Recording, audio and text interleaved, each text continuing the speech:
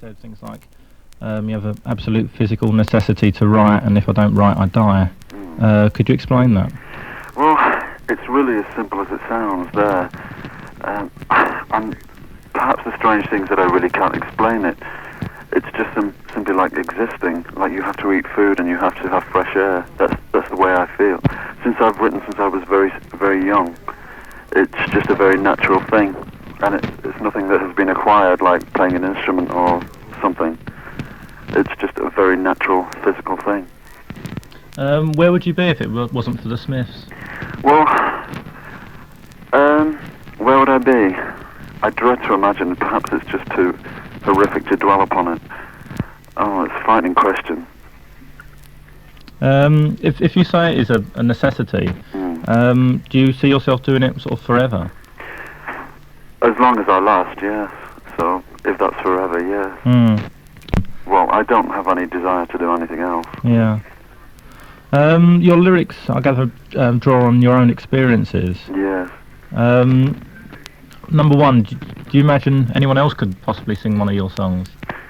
Well, somebody else is about to. Sandy Shaw is about to, so that should be quite interesting. But I think so, yes, because although they're quite personal, they're not that obscure that other people can't sing them. And I think that's perhaps the strength of the songs, that many people can listen to them and hear things that they feel is a part of their life. So, yes, people can sing them. I'm sure of it. Right. They do already, so... Do you think people want to hear the sort of degree of frankness that... I think they're not used to it, but I firmly believe that they do want to hear it. So, we're going to persist. I mean, it hasn't really been that much of a battle for us, because people have been very accepting so far. But I'm really convinced that people want it. People are really tired of this non-human approach in popular music. It's very boring and it doesn't really mean anything to anybody. People just persistently wait for somebody to say something, and that's so important, and that's why we're here. I hear so many records and they really don't say anything, and they really don't seem to mean or imply anything. So, where does it leave us? I've seen someone say that your songs aren't love songs, they're sex songs. What do you make of that? Yes. Well, I'm not quite sure where this came from. Lots of quotes about the group are completely misdirected, but some are done in very good faith. I don't know about being sex songs. It sounds very brutal and perhaps slightly dangerous. They're not, of course. There's a kind of underlying innocence in virtually everything, so I just really throw them open, and however people interpret them is really entirely up to them. But do you feel they say more about the sort of interpreter than... Sorry, I didn't get that. Well, do you feel that the sort of songs are in effect in the eye of the beholder, and whatever they make of them says more about the listener than the... Yes, but I think this is true of most things in life. You just see something that you want to see in a specific thing, and it's very true with music. People hear things that perhaps aren't really there, but they just want to hear it anyway. But, another thing I've heard is you lead a saintly life. Yeah. Could you sort of explain a bit more about that? Well, it really, I'm just simply inches away from the monastery, and I feel that perhaps if I wasn't doing this, that I probably would be in one. So, which of course is a frightening thing to dwell upon. But I just, I suppose really for the type of thing that I do, singing in this group, the private life that I lead is really unbelievably peaceful and concealed. So people always really find it quite extraordinary, because I don't know, they really expect you to be a wild, insane individual. But I think that's another reason why we're so important, because most people in this business are really quite stereotypical popular figures, and they're very outspoken and very abrasive, but I think there's room for people who really aren't like that, and perhaps slightly shy and inverted and not quite sure about many things. I think it's time for a different voice to be heard. Do you feel your lifestyle is like that through choice, or are you forced to live that way? I don't remember making any choices. I just suddenly woke up and I was here. I think that's the case with many of us. So I really didn't make any choices. I'm just here, and fate shoves you into things, and fate drags you out of things, and silly things like that. Do you believe then that things are sort of inevitable and we Yes. Yes. Sort of I really don't believe that we have any control over our destinies. I think perhaps we like to feel that we do. Over very small, insignificant things like the colour of socks we wear, etc., yes, we do, but no, not really. Most people don't make choices about their life. They're just thrust into it, and here we are, and we just have to get on with it, and sometimes we have to accept our lot, but sometimes we don't. So you don't really sort of live your life as an example to someone else, or you'd recommend someone else to live it, or do you? I think it'd be really ugly of me to say that I did. I'm not kind of standing here and saying, look, everybody simply has to live the same way that I do, otherwise the world will end in a week. I'm not saying that. But just within the whole spectre of popular music, I just think it's time for a different voice to be heard and different things to be said. That is why it's so important to me that every word that I write is are words that haven't been heard before. I don't mean words in the English language, but lines and sentences that just haven't been heard before.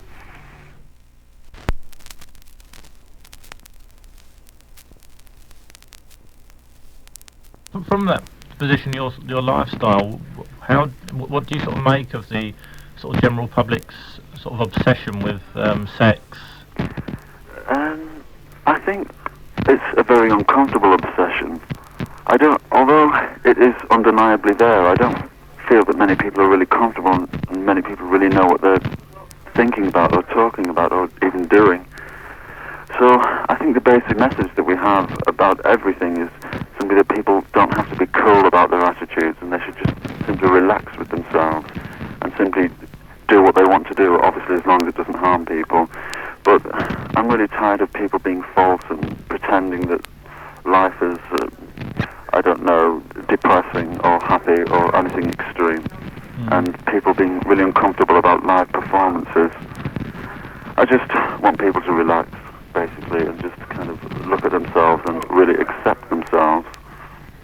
Again, I've heard that Kid Jensen interview, and you were saying that you'd led quite a tragic life. Could you explain a bit more about that? Well, I had the most depressing teenage existence in the history of the entire human race, and that I think is just tragic enough. I seem to be locked indoors for years and years and years, and I don't really feel that I ever had a youth of any description, or perhaps of some description, but it's a very frightening description. So I think that really gave me some strength and made me feel determined to really, one way or another, go down in history. I'm not quite sure which way it's going to be, but I feel that we've begun something, and I'm just going to kick very hard to be heard and just really work as hard as possible. Did you ever sort of consider suicide at all? Yes, at the age of 8 I did. It first occurred to me as possibly the most perfect thing. It was quite romantic.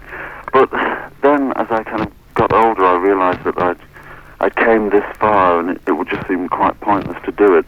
I thought that one way or another I'm just going to get something out of this kind of ragbag of an existence. So, yes, I did consider it.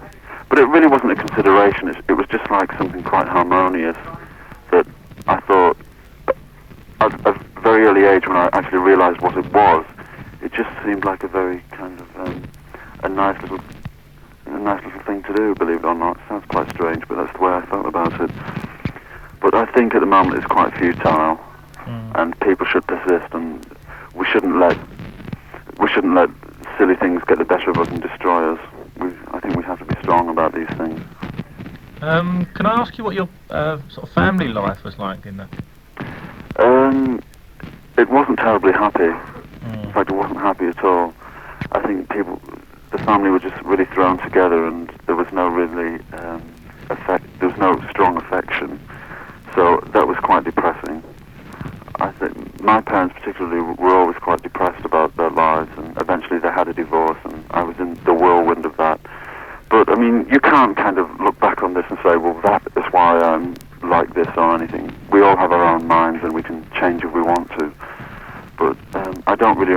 remember any happy times as a child or as a adolescent or anything. To be sort of convinced of your imminent success. Yes. How important is success to you?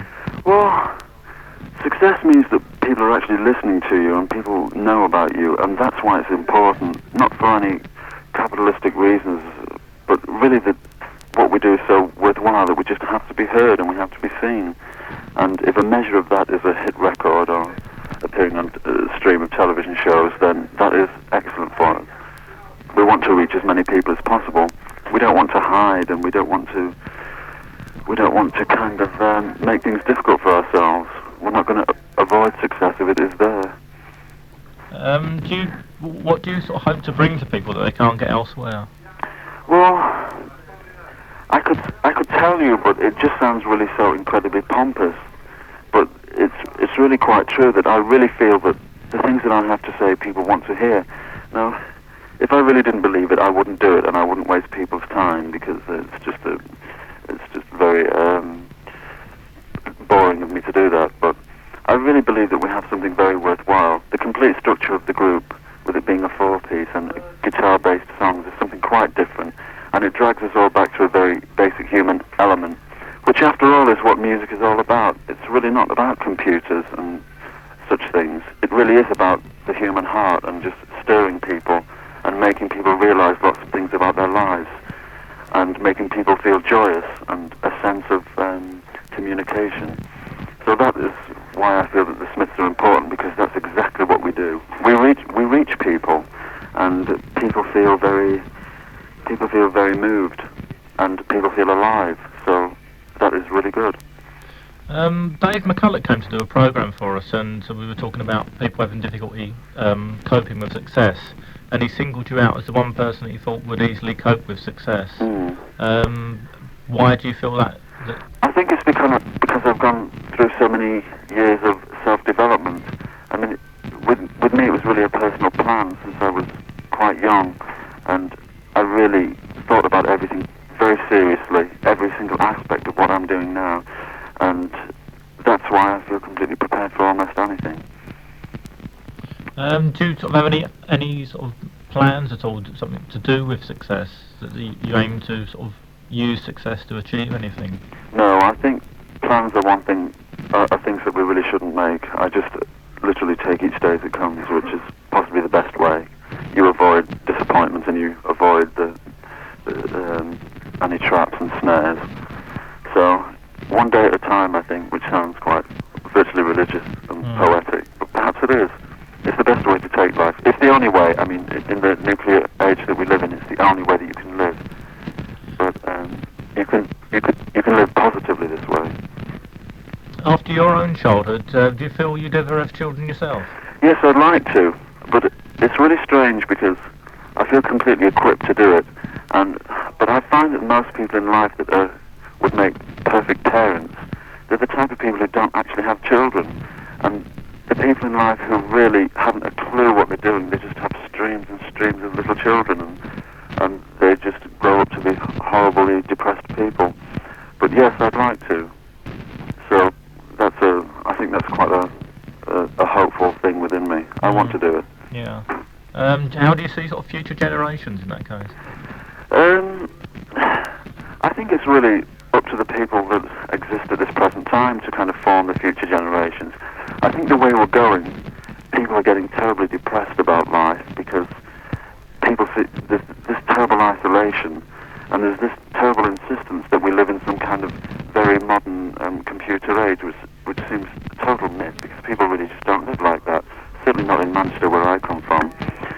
So I think people are becoming very depressed, and the 90s could be quite depressing the way we're going now, but people really must wake up and kind of change their lives as much as possible and just really say exactly what they want to say, and they must realize that they can control certain aspects of life, and we must kind of seize these aspects and make people feel a bit more open and a bit more relaxed. Because people are too sheepish, really, mainly. They're too accepting of things. They're too accepting of governmental rules and certain things, and they shouldn't be, really. Because everybody has some kind of inner strength, and it's all worthwhile, and every effort it is, it helps. How important do you think is school in amongst all this? Well, I never found it to be important in any degree. I was always really distressed by the fact that school, which is supposed to be this institution that makes you really think about life, was for me always a place where if you really thought, or you were outspoken, you were instantly a troublemaker. And I always felt that school taught pupils not to think about things and to be very regimented and to be very accepting. So I always found it really quite destructive. But I can only speak from my experience, which was a poverty-stricken, horrendous, penniless school, and it was very bad. There was a complete sense of